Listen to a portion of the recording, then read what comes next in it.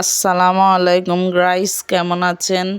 আশা করি সবাই ভালো আছেন। আপনাদের দোয়া আমিও অনেক ভালো আছি। তো আজকে আমি আরেকটা নতুন রেসিপি নিয়ে আসলাম। দেখেন আমি কিভাবে পাতলা ডাউল দিয়ে ডিম দিয়ে রান্না করেছি।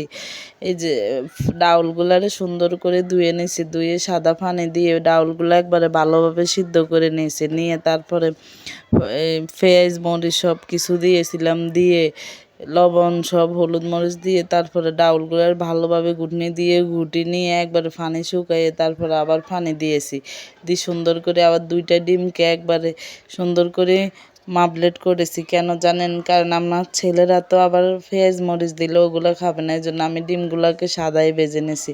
আপনারা যদি এভাবে রান্না করতে চান পেঁয়াজ মরিচ দিয়েও ডিমগুলোরে বাছতে পারেন।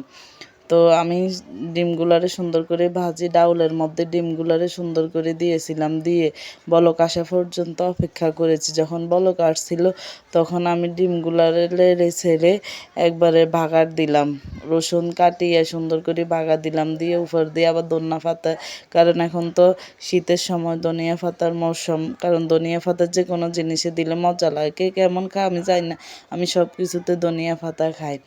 তো দেখেন আমি কিভাবে পাশাপাশি ভাবতেছি কি রান্না করব।